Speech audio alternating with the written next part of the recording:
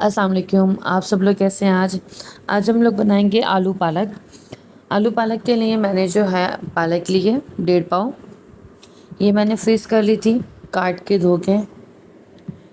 मैंने साथ में ली है प्याज, 2 प्याज लिए हैं मैंने, 3 टमाटर लिए हैं, लहसुन अदरक का पेस्ट लिया है और एक हरी मिर्च काट के लिए है। और मैंने साथ में 3 तक मैंने आलू लिए हैं। कढ़ाई मैंने गरम कर ली है। अब मैं इसके अंदर ऑयल डालूँगी।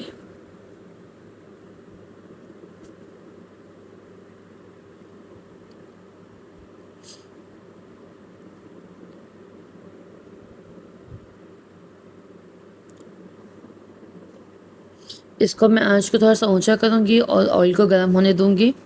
साथ में हम लोग इसके अंदर ऐड करेंगे प्याज।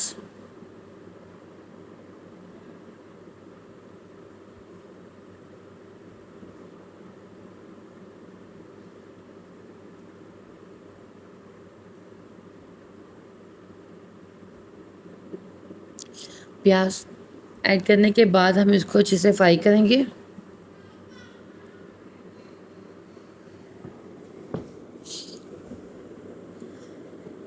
वैसे तो बहुत सारे तरीके हैं आलू पालक बनाने के लिए, लेकिन ये है कि हम कोशिश करते हैं कि जो इजीली रेसिपी आपके साथ हो सकती है वो शेयर करें।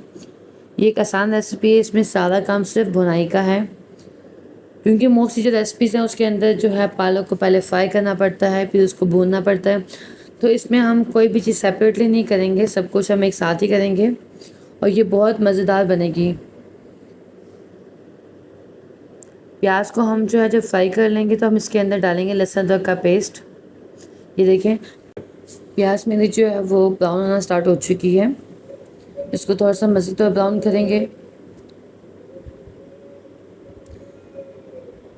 इसमें जो स्पाइस है ना, आप अपने मुताबिक भी कर सकते हैं, क्योंकि हमारे घर में मोस्टली जो है स्पाइस कम खाया जाता है, तो इसलिए मैं कम ऐड करती हूँ। तो अगर आप चाहें ज़्यादा स्पाइस डालना चाहते हैं तो इसमें ज़्यादा भी डाल सकते हैं। मैंने इसके अंदर अब लहसुन अदरक का पेस्ट डाला है। इसको अब इसको हम अच्छे से फ्राई करेंगे। अच्छे से फ्राई करने के बाद हम इसके अंदर जो बाकी की तमाम चीज़ें जैसे कि टमाटर है, हरी मिर्च है, हम इसमें वो ऐड करेंगे। अब हमने इसको अच्छे से जो है वो फ्राई कर लिया है। हम इसमें डालेंगे टमाटर और हरी मिर्च। टमाटर और हरी मिर्च जो मैंने इसमें डाली है, इसमें इसको डाल के अच्छे से हम लोग भून लेंगे। हमने इसको इतना भूनना है कि टमाटर जो है इसके अंदर जो नरम हो जाए। जब टमाटर इसके अंदर अच्छे से नरम हो जाएंगे तो हम इसके अंदर बाकी के मसाले वगैरह ऐड करेंगे।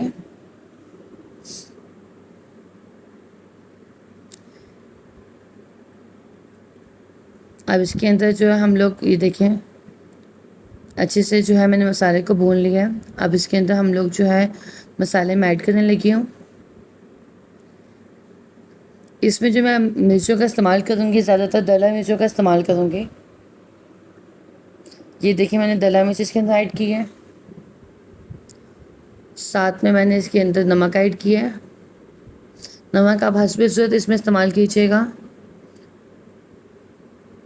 ये इसके अंदर मैंने हल्दी पाउडर इस्तेमाल किया है। अब इसको मैंने अच्छे से जो है वो मिक्स करना स्टार्ट कर दिया है। इसको हम लोगों ने अच्छे से मिक्स करना है।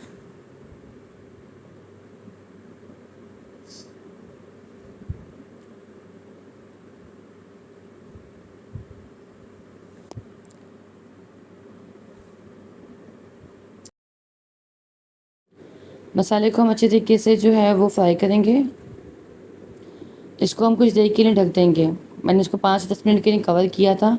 ये देखिए, अब इसको 5 से 10 मिनट मुकम्मल हो चुके हैं। आप देखें कि इसका कलर कितना अच्छा हो चुका है और मसाला जो है मुकम्मल हम लोगों का रेडी हो चुका है। अब इसके अंदर हम लोगों ने पालक को ऐड करना है। इसमें हमने पालक को ऐड करने के बाद भी अच्छे से भुनाई करनी है। हम जितनी अच्छी इसके अंदर भुनाई करेंगे उतना अच्छा पालक का जायका, उसका कलर आएगा और उसका कच्चापन जो है वो ख़त्म हो जाएगा। अब अंदर इसके मैं पालक ऐड करने लगी हूँ।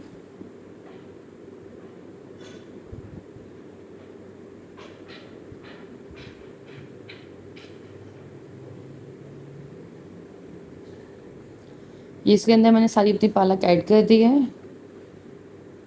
अब इसको पालक को देखिए ऐड करने के बाद, क्योंकि पालक ने अपना पानी भी छोड़ना है, تو ہم نے اس سالن کے اندر پانی کا استعمال نہیں کرنا، کیونکہ پالک اپنا کافی پانی چھوڑتی ہے۔ ہم نے اسی کے اندر اس کو پکانا ہے، اور ہم اس کے چیز سے جو ہے اس کو بنائی کریں گے پالک کو سالن کے مسالے میں ڈال کے۔